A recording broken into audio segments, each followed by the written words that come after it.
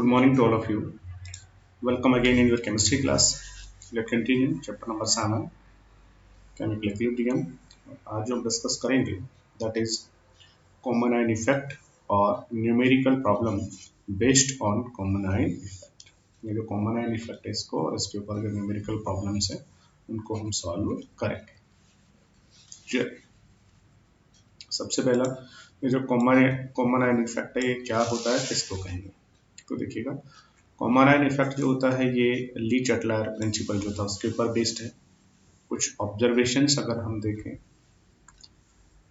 तो अगर आपके पास में एसिटिक एसिड है जिसका डिसोसिएशन होता है इक्विलिब्रियम अटेन हो जाता है. ये एसिटिक एसिड CH3COH इसका जब डिसोसिएशन हो जाता है बस राइट, तो H पॉजिटिव अलग एसिटेट आयन अलग. इसको हम ऐसे लिख सकते हैं HAC, एसिटेट और हाइड्रोजन आयन इसके साथ में जुड़ा हुआ है. H पॉजिटिव अलग हो गया, एसिटेट आयन अलग हो गया. इस तरीके से इक्विलिब्रियम इसका अटेन हो जाता है. अब एसिड है तो इसका डिसोसिएशन कांस्टेंट K हो जाएगा. K is equal to product का concentration H positive acetate ion का कंसंट्रेशन अपॉन एसिटिक एसिड हो गया है. अब यहाँ पर अगर हम क्या करें, ये जब इक्विलिब्रियम यहाँ पर अटेन हो जाएगा, कंटेनर में इक्विलिब्रियम जब अटेन हो जाएगा, जो एसिटिक एसिड है वो जब डिसोसिएट हो जाएगा एसिटेट आयन बना लेगा और हाइड्रोजन आयन बना लेगा. इक्विलिब्रियम अटेन होने के बाद अगर इस कंटेनर में हम बाहर से और एसिटेट आयन डाल दें, अब देखिएगा अगर आपने और एसिटेट आयन अगर यहाँ से ऐड किए हैं तो ली चटलायर प्रिंसिपल के अकॉर्डिंग क्या होगा, ये एसिटेट आयन यहाँ से इंक्रीज हो गए तो इक्विलिब्रियम डिस्टर्ब हो जाएगा और दोबारा से नया इक्विलिब्रियम अटेन होगा. और नया इक्विलिब्रियम अटेन होगा तो या तो फॉरवर्ड रिएक्शन का रेट बढ़ेगा, बैकवर्ड का. किसका रेट बढ़ेगा? तो ली चटलायर ने क्या कहा था, उसने कहा था कि उस रिएक्शन का रेट चेंज हो जाएगा जिसके द्वारा किया गया चेंज रिड्यूस हो जाए. चेंज आपने इसको इंक्रीज किया है तो ये डिक्रीज करना है और ये डिक्रीज करना है तो ये दोनों आपस में कंबाइन होंगे और कंबाइन होकर के ये इसमें कन्वर्ट होने लग जाएगा. इट मींस बैकवर्ड रिएक्शन का रेट बढ़ जाएगा. दैट मीन्स इसका जो डिसोसिएशन है वो डिसोसिएशन कम हो जाएगा. तो ऐसा भी कह सकता हूँ ये कम डिसोसिएट होगा, दोनों कंबाइंड होकर इसमें कन्वर्ट होंगे तो हाइड्रोजन आयनों का कंसंट्रेशन कम हो जाएगा. ऑब्वियसली सॉल्यूशन की pH जो है वो भी कम हो जाएगा. ऐसा किस लिए हुआ? ऐसा इस एडिशनल एसिटेट आयन के कारण से हुआ. अब आप कहेंगे सर ये एसिटेट आयन कहाँ से आएगा? तो ऐसा सपोज कीजिए अगर इस सॉल्यूशन में मैं बाहर से थोड़ा सा सोडियम एसिटेट डाल देता. सोडियम एसिटेट जो है वो एक स्ट्रॉन्ग इलेक्ट्रोलाइट है, ये जाके यहाँ पर डिसोसिएट हो जाता. डिसोसिएट होकर के ये क्योंकि स्ट्रॉन्ग है तो कंप्लीटली डिसोसिएट हो जाता, जिससे क्या बन जाता, स्ट्रॉन्ग इलेक्ट्रोलाइट से एसिटेट आयंस आ जाते और एसिटेट आयन इसका कंसंट्रेशन इंक्रीज कर देते जिससे इसका डिसोसिएशन कम हो जाता. तो सीधा सीधा सा ये होता है कि अगर किसी भी वीक इलेक्ट्रोलाइट में इक्विलिब्रियम अटेन हो गया है, अब अगर आप उसी के कॉमन आयन वाला एक स्ट्रॉन्ग इलेक्ट्रोलाइट डाल दें तो स्ट्रॉन्ग इलेक्ट्रोलाइट का वो जो कॉमन आयन होता है उससे उसकी कंसंट्रेशन इंक्रीज होती है जिससे इक्विलिब्रियम बैकवर्ड डायरेक्शन में शिफ्ट हो जाता है.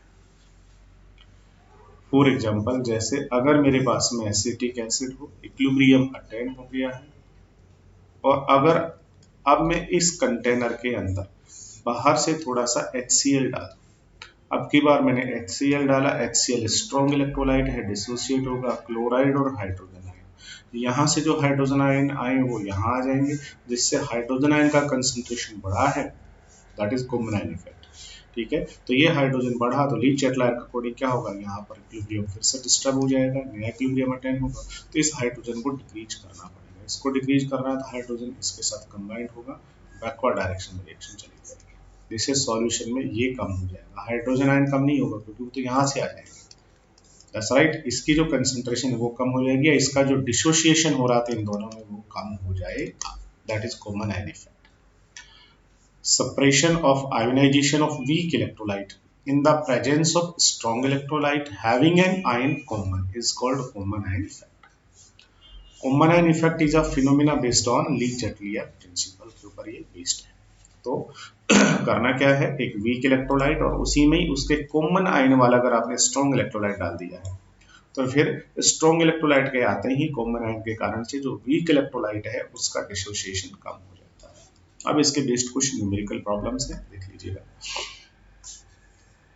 सबसे पहला एक क्वेश्चन आप कह सकते हैं इसको, pH of the solution resulting on addition of 0.05 mole acetate ion to 0.05 molar acetic acid solution.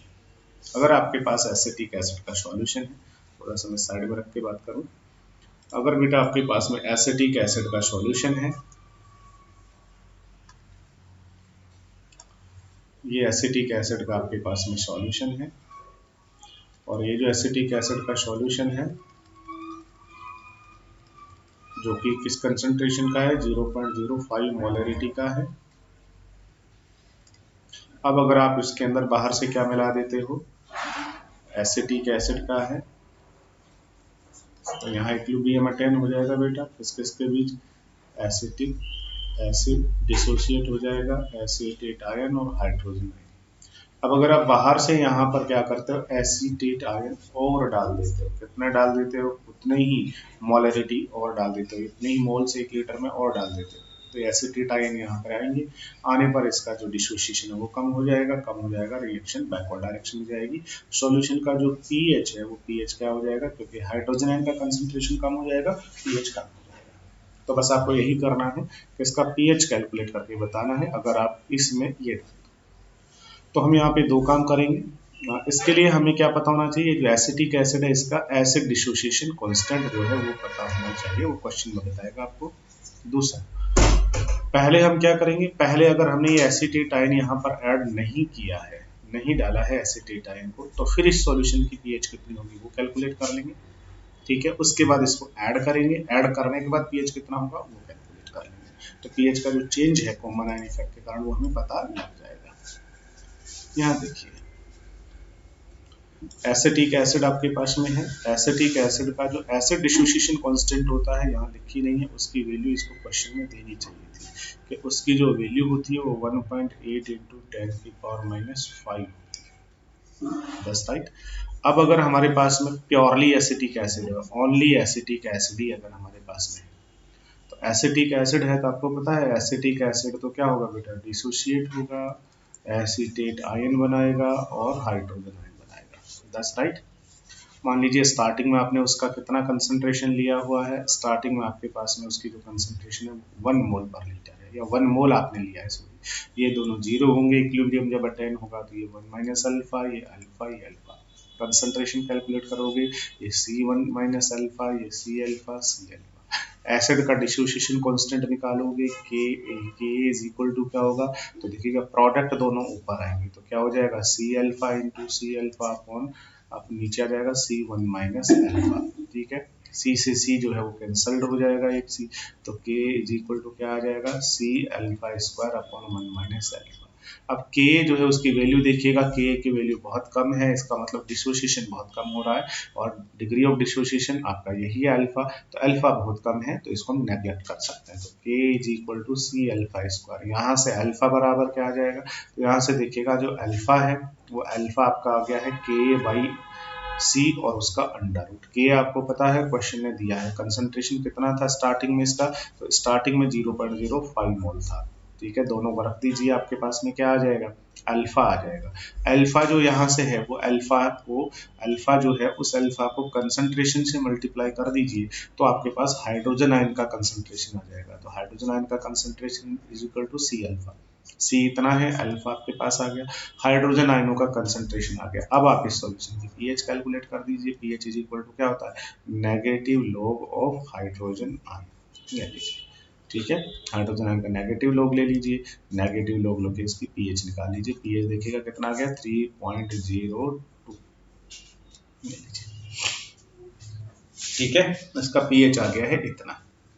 अब हम क्या करते हैं, इसके अंदर ऐड कर देते हैं, इसी ये जो इक्विलिब्रियम अटेन हुआ है ना, इसी में ही हम बाहर से ये एसीटेट आयन है ना ये और डाल देते हैं, और कितना और डाल दिया, 0.05। तो स्टार्टिंग में इसकी कंसंट्रेशन कितनी थी, अब देखिएगा क्या होता है, स्टार्टिंग में जो एसिटिक एसिड इसका कंसंट्रेशन 0.05, और उसके बाद आपने इसमें एसीटेट आयन और डाल दिया है, तो इसकी इनिशियल कंसंट्रेशन 0 नहीं होगी, इसकी जो इनिशियल कंसंट्रेशन एसीटेट आयन की 0.05 है। उसके बाद ये एसिटिक एसिड जो है डिसोसिएट हुआ, मान लीजिए कितना डिसोसिएट हो गया, इसकी कंसंट्रेशन में कितना चेंज आ गया, x का, तो ये x डिसोसिएट हो गया, x का चेंज आ गया, ठीक है। जब ये x होगा डिसोशिएट तो ये कितना बनने वाला है, ऑब्वियसली x, और ये कितना हो जाएगा 0.05, तो ऑलरेडी पहले से यहाँ पर ऐड किया हुआ है और साथ में x और हो गया, ये लीजिए। अब आप इसका ऐसे डिसोसिएशन कांस्टेंट कैलकुलेट कर दीजिए, K is equal to concentration of H and acetate ion upon HAC, सारी वैल्यूज को लिख दीजिए। अब देखिएगा जो आपका Ka है वो बहुत कम है, बहुत कम है, इसका मतलब है कि यहाँ से इसका डिसोसिएशन जो है बहुत कम हुआ है, और बहुत कम हुआ है तो यहाँ से हम X को ऐड करें, चाहे हम X को क्या कर दें, डिडक्ट कर दें, उससे कोई फर्क नहीं पड़ेगा। दैट्स राइट, Ka बहुत कम है इसलिए x को ऐड करो चाहे डिडक्ट करो कोई फर्क नहीं पड़ेगा, लगभग ये वैल्यू इतनी ही रहेगी, इन दोनों की जगह हम यही वैल्यू लिख सकते हैं। तो K is equal to 1.8 into 10⁻⁵ x, ये अब इसको सॉल्व कर लीजिए, सॉल्व करेंगे तो x की वैल्यू निकालेंगे, उसको उधर ले जाइए, इसको डिवाइड लगा दीजिएगा इधर, ये आपके पास में आ जाएगा। दैट्स राइट, ये यहाँ से सीधा कट गया है, तो x इज इक्वल टू आपके पास आ गया। x क्या था, x था इसका जितना डिसोसिएशन हुआ, और Xc क्या है, X है हाइड्रोजन आयनों का कंसंट्रेशन। अब हाइड्रोजन आयनों का कंसंट्रेशन ये हो गया। अब pH निकाल दीजिए, pH is equal to negative log of hydrogen ion, value रख दीजिएगा, pH देखिएगा कितना हो गया है 4.74। pH क्या हो गया है, इंक्रीज हो गया, क्यों, क्योंकि हाइड्रोजन आयनों का कंसंट्रेशन क्या हो गया है, कम हो गया है, इसलिए दैट्स राइट, हाइड्रोजन आयनों का कंसंट्रेशन कम हो गया इसलिए pH इंक्रीज हो गया है। इस तरीके से हम कॉमन आयन इफेक्ट को समझ सकते हैं कि जब भी दूसरा स्ट्रॉन्ग इलेक्ट्रोलाइट का कोई कॉमन आयन मिला देंगे तो उसका जो आयनाइजेशन है वो क्या हो जाता है, कम हो जाता है। नेक्स्ट दूसरा जो क्वेश्चन है that is another important question, क्या कह रहा है, calculate the pH of a 0.10 molarity ammonia solution. पहले कह रहा है कि आप पीएच कैलकुलेट कर दीजिए, किसका, इस मोलरिटी का अमोनिया का सॉल्यूशन है, इसका पीएच ही कैलकुलेट कर दीजिए पहले तो सीधा सीधा। फिर क्या कह रहा है कि अब आपको एक दूसरा काम करना है, दूसरा काम क्या करना है, फिर से पीएच कैलकुलेट करनी है, लेकिन आपको क्या करना है 50 ml of this solution, ammonia का ये जो सॉल्यूशन है इस सॉल्यूशन का 50 ml लीजिएगा, 50 ml आपको अमोनिया का ये सॉल्यूशन लेना है जिसकी कंसंट्रेशन कितनी है 0.1 मोलरिटी, 10 या 1, ठीक है। इसको रिएक्ट किसके साथ कराना है, HCl के साथ इसकी रिएक्ट करानी है, और HCl जो है वो कितना है आपका, HCl जो आप यहाँ से ले रहे हो वो कंसंट्रेशन यही है, और 25 ml जो है वो HCl का सॉल्यूशन है, कंसंट्रेशन 0.5 मोलरिटी है। अब इसका जो फाइनल सॉल्यूशन बना है इस फाइनल सॉल्यूशन की पीएच भी कैलकुलेट कीजिए, इसकी कीजिए पहले अलग से, और फिर इसको इसके साथ रिएक्ट कराने के बाद फिर कैलकुलेट। तो अमोनिया को जैसे ही हम वाटर में डिजोल्व करेंगे अमोनिया वाटर में डिसोशिएट हो जाएगा इस तरीके से, ये लीजिए स्टार्टिंग में आपने 1 मोल लिया, ये दोनों 0 0, फिर ये कितना डिसोशिएट होगा 1 माइनस अल्फा, ये कितना हो गया अल्फा अल्फा, ठीक है, ये हो गया C 1 माइनस अल्फा, ये C अल्फा और ये C अल्फा, ठीक है।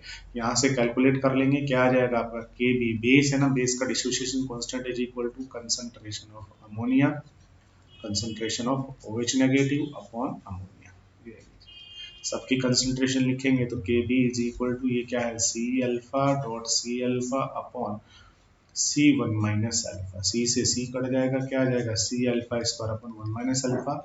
इसका डिसोसिएशन अमोनिया का भी बहुत, क्योंकि वीक इलेक्ट्रोलाइट है बहुत कम होगा, तो यहाँ से अल्फा को हटा देंगे, अल्फा को हटा देंगे तो बोलिएगा Kb इज इक्वल टू क्या आ जाएगा, Kb इज इक्वल टू आपका आ जाएगा C अल्फा स्क्वायर, यहाँ से अल्फा निकालेंगे तो Kb बाई C का अंडर, तो सीधा यहाँ लिखा हुआ है alpha is equal to Kb by C का अंडर।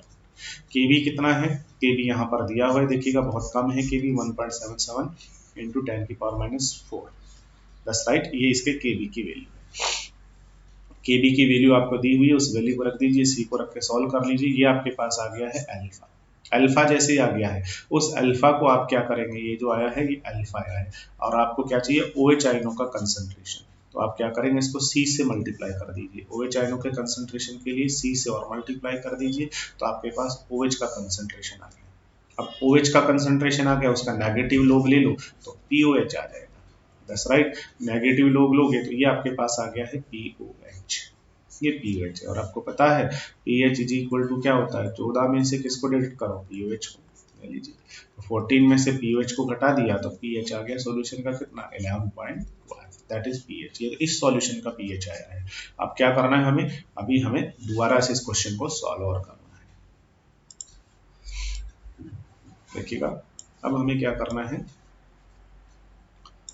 पीएच दोबारा से कैलकुलेट करनी है, लेकिन अब की बार हम क्या करेंगे, अब की बार हमें सॉल्यूशन लेना है। सॉल्यूशन कितना लेना है वो देखिएगा, वही सॉल्यूशन अमोनिया का, और कितना है ये 50 ml, कंसंट्रेशन कितनी है 0.1 मोल।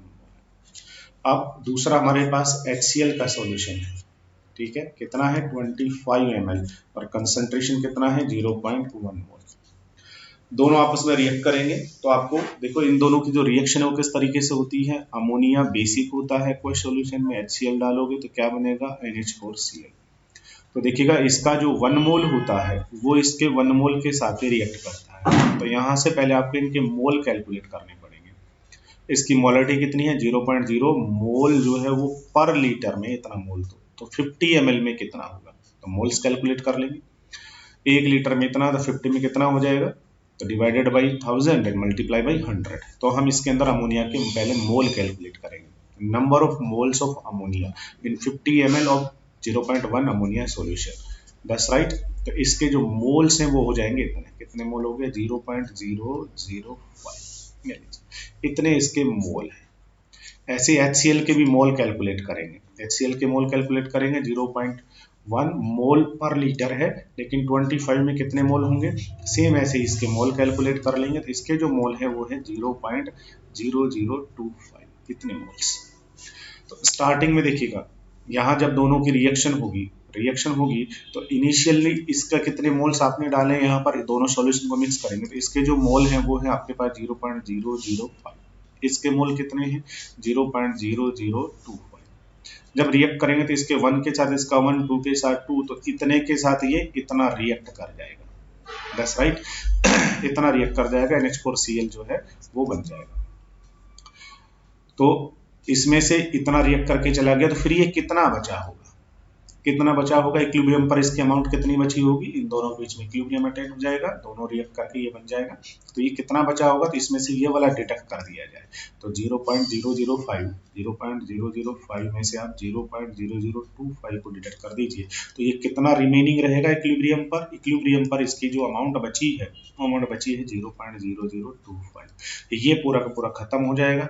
ये कितना बचेगा, तो देखिएगा जितना ये इसके साथ रिएक्ट करेगा उतने ही ये दोनों बनने वाले हैं। इसका 1 मोल रिएक्ट करके दोनों के 1 इसके इतने मोल के साथ रिएक्ट करेंगे, ये कितना बनेगा 0.0025, ये भी बनेगा 0.0025। ये आए इनके नंबर ऑफ मोल्स। अब मोल को आप किसमें कन्वर्ट कर दीजिए, कंसंट्रेशन में कन्वर्ट करना है तो वॉल्यूम का डिवाइड लगाइए। वॉल्यूम कितना हो गया, बस ये याद रखना। इसके 50 ml थे और इसके 25 ml, दोनों को मिलाएंगे तभी तो रिएक्शन होगी। तो टोटल कितना हो जाएगा 75 ml। तो वॉल्यूम का डिवाइड लगा दीजिएगा। तो 75 ml का जब इसके अंदर आप डिवाइड लगा देंगे तो इसका कंसंट्रेशन आ जाएगा। कंसंट्रेशन कितना आ जाएगा, ml है, इसको लीटर में कन्वर्ट कीजिए और लीटर में कन्वर्ट करने के बाद इसको डिवाइड लगा दीजिएगा, कितना आ जाएगा 0.033। ये इसकी आ गई है कंसंट्रेशन, दैट्स राइट। और यहाँ से अमोनियम आयन जो है इसकी कंसंट्रेशन निकालनी है, इसमें डिवाइड लगा दीजिए 0.033 मोलरिटी। ये लीजिए वॉल्यूम का डिवाइड लगा दीजिए, तो इनकी क्या आ जाएगी, कंसंट्रेशन आपके पास आ जाएगी। अब जैसे ही इसकी कंसंट्रेशन अमोनिया की आ गई है, ये अमोनिया कहाँ पर है, बचा हुआ, रिएक्ट कर लिया, बाकी का बचा हुआ कहाँ पर है, इसी सॉल्यूशन में प्रेजेंट है। इसी सॉल्यूशन में प्रेजेंट है तो इस अमोनिया का अगेन वाटर में के साथ रिएक्ट करके इक्विलिब्रियम अटेन हो जाएगा। वाटर के साथ रिएक्ट करके इक्विलिब्रियम जब इसका अमोनिया का अटेन होगा, किस तरीके से देखिएगा, जो बचा हुआ अमोनिया यहाँ पर बचा हुआ है कितना 0.33 मोल, इतना ही तो बचा हुआ है, बाकी तो HCl के साथ रिएक्ट कर गया। तो बचा हुआ जो अमोनिया है वाटर के साथ रिएक्ट करेगा और इस तरीके से इक्विलिब्रियम अटेन हो जाएगा। अमोनिया का इनिशियल कंसंट्रेशन कितना था, इतना, वाटर एक्सेस में होगा। अच्छा, अमोनियम आयन ऑलरेडी पहले से पड़ा हुआ है, कितना पड़ा हुआ है देखिएगा, ये अमोनियम आयन इस सॉल्यूशन में पहले से भी पड़ा हुआ है और अमोनिया जब इसके साथ रिएक्ट करेगा तो नया इक्विलिब्रियम अटेन होगा, दैट्स राइट। इसका इनिशियल कंसंट्रेशन इतना है और अमोनियम आयन भी यहाँ पर प्रेजेंट है, उसका इनिशियल कंसंट्रेशन इतना है, बट OH का इनिशियल होगा 0। अब इक्विलिब्रियम पर कंसंट्रेशन में क्या चेंज होगा, ये जो अमोनिया है ऑब्वियसली ये कुछ ना कुछ खत्म होगा। मान लीजिए ये कितना कम हो गया Y, दैट्स राइट। तो फिर ये कितना बनने वाला है, इतना तो पहले से था, साथ में Y और बनेगा और ये बनेगा Y। इसलिए इक्विलिब्रियम पर इसकी कंसंट्रेशन कितनी हो जाएगी 0.333 माइनस Y। ये कितना हो जाएगा 0.333 प्लस में Y, और OH नेगेटिव आयन कितना होगा Y, ये होगा Y। आप Kb निकाल दीजिए, Kb इज इक्वल टू इन दोनों का कंसंट्रेशन ऊपर, इसका कंसंट्रेशन नीचे ले लीजिए, वैल्यूज रख के सॉल्व कर दीजिए। अब यहाँ से वही y को आप क्या करेंगे, डिलीट कर लेंगे, क्योंकि Kb की वैल्यू बहुत कम है, इसलिए Kb की वैल्यू रख दीजिए, y को हटा दीजिए, ठीक है। तो आपका क्या आ जाएगा, ये बहुत कम है, इसको हम क्या मान लेंगे, इसको हम 0.33 मान लेंगे, सॉल्व कर लेंगे, y की वैल्यू आ जाएगी। अभी y जो आया है वो तो क्या है, OH नेगेटिव आयनों का कंसंट्रेशन। जबकि क्वेश्चन में क्या पूछा है, क्वेश्चन ने कहा कि जब 50 ml आप इसके और 25 ml जो है वो आप HCl के दोनों के ऐड करा दोगे, तो जो फाइनली सॉल्यूशन बना उसका pH बताओ। अभी जो आया है ये OH नेगेटिव आयनों का कंसंट्रेशन आया है, यहाँ से पहले हम क्या कैलकुलेट कर लेंगे, POH, या फिर सीधा H निकाल लीजिए, कोई फर्क नहीं पड़ेगा। OH आयनों का कंसंट्रेशन आपके पास आ गया है, यहाँ से OH नेगेटिव आयनों का कंसंट्रेशन आपके पास आ गया है। That's right. When no ammonia ions, when number of ammonium ions is equal to OH negative ions, ले लीजिए। तो हाइड्रोजन आयनों का कंसंट्रेशन कितना हो जाएगा, तो यहाँ से हाइड्रोजन आयनों का कंसंट्रेशन निकाले, तो हाइड्रोजन का कंसंट्रेशन निकाल लीजिएगा, ठीक है। ये आपके पास में OH नेगेटिव आयनों का कंसंट्रेशन आया हुआ था यहाँ से। अब हाइड्रोजन आयनों का कंसंट्रेशन निकालना है, या सीधा pOH कैलकुलेट कर दीजिए, और जो pOH आ जाए उसको आप 40 में से डिडक्ट कर दीजिए, तो आपके पास pH आ जाएगा।